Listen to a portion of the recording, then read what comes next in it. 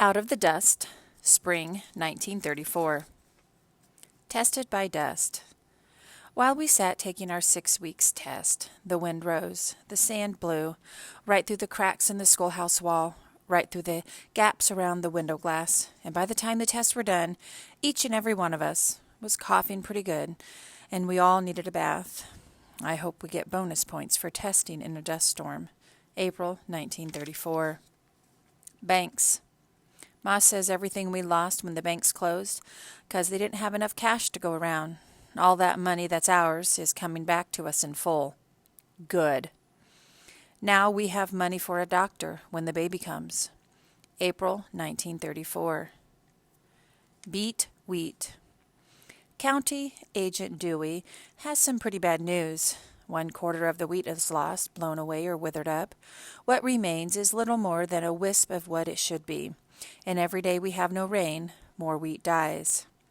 County Agent Dewey says soon there won't be enough wheat for seed to plant next fall. The piano is some comfort in all of this. I go to it and I forget the dust for hours, testing my long fingers on wild rhythms. But Ma slams around in the kitchen when I play, and after a while she sends me to the store. Joe de la Flor doesn't see me pass him by. He rides his fences, dazed by dust. I wince at the sight of his rib-thin cattle. But he's not even seeing them. I look at Joe and know our future is drying up and blowing away with the dust. April 1934. Giving up on wheat. Ma says, try putting in a pond, Bayard. We can fill it off the windmill. We've got a good well. Daddy grumbles. The water'll seep back into the ground as fast as I can pump it, Paul. We'll dry up our well and we'll have nothing. Plant some other things then, Ma says. Try cotton, sorghum. If we plant the fields in different crops, maybe some will do better. Better than wheat. Daddy says, no, it has to be wheat. I've grown it before. I'll grow it again. But Ma says, can't you see what's happening, Bayard? The wheat's not meant to be here. And Daddy says, what about those apple trees of yours, Paul? You think they are? Nothing needs more to drink than those two. But you wouldn't hear of leveling your apples, would you? Ma is bittering. I can see it in her mouth. A pond would work, she says, sounding crusty and stubborn. And Daddy says, look, Paul, who's the farmer, you or me? Ma says, who pays the bills? No one right now, Daddy says. Ma starts to quaking, but she won't let Daddy see. Instead, she goes out to the chickens, and her anger, simmering over like a pot in an empty kitchen, boils itself down doing chores. April 1934. What I don't know. My teacher, Miss Freeland, is singing at the shrine along with famous opera stars from all over the country in a play called Madame Butterfly. I've never heard of that play. Most everyone's heard of Madame Butterfly, Mad Dog says. How does that singing plowboy know something I don't? And how much more is out there that everyone else has heard of except me? April 1934. Apple blossoms. Ma has been nursing these 2 trees for as long as I can remember. In spite of the dust, in spite of the drought, because of Ma's stubborn care, these trees are thick with blossoms, delicate and pinky white. My eyes can't get enough of the sight of them. I stand under the trees and let the petals fall into my hair. A blizzard of sweet-smelling flowers dropped from the boughs of the 2 placed there in the front yard by Ma before I was born. That she and they might bring forth fruit into our home, together. May 1934. World War. Dad was just 17 when he fought in the Great War off in France. There's not much he's willing to say about those days except about the poppies. He remembers the poppies, red on the graves of the dead. Daddy says that war tore France up, worse than a tornado, worse than a dust storm. But no matter, the wild poppies bloomed in the trail of the fighting, brightening the French countryside. I wish I could see poppies growing out of the dust. May 1934. Apples. Ma's apple blossoms have turned to hard green balls. To eat them now, so tart, would turn my mouth inside out and make my stomach groan.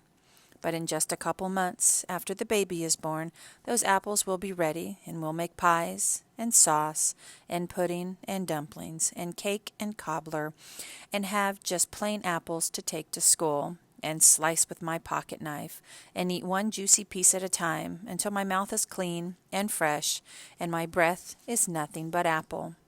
June 1934. Dust and rain. On Sunday, winds came, bringing a red dust, like prairie fire, hot and peppery, searing the inside of my nose, the whites of my eyes, roaring dust, turning the day from sunlight to midnight. And as the dust left, rain came. Rain that was no blessing. It came too hard, too fast, and washed the soil away, washed the wheat away with it. Now little remains of Daddy's hard work, and the only choice he has is to give up or start all over again. At the Strong Ranch, they didn't get a single drop. So who fared better? Ma looks out the window at her apple trees. Hard green balls have dropped to the ground. But there are enough left. Enough for a small harvest, if we lose no more. June 1934. Harvest. The combines have started moving across the fields, bringing in wheat, whatever has managed to grow. Mr. Tuttle delivered the first load to town, selling it for 73 cents a bushel. Not bad. Mr. Chafin, Mr. Haverstick, and Mr. French, they've delivered their harvest too, dropping it at Joyce City Grain Elevator. Daddy asked Mr. Haverstick how things looked, and Mr. Haverstick said he figures he took 8 bushels off a 20-bushel acre. If Daddy gets 5 bushels to his acre, it'll be a miracle. June 1934. On the road with Arlie. Here's the way I figure it. My place in the world is at the piano. I'm earning a little money playing thanks to Arlie Wonderdale. He and his Black Mesa boys have connections in Keys and Goodwell and Texoma. And every little crowd is grateful to hear a rag or two played on the piano by a long-legged red-haired girl, even when the piano has a few keys soured by dust.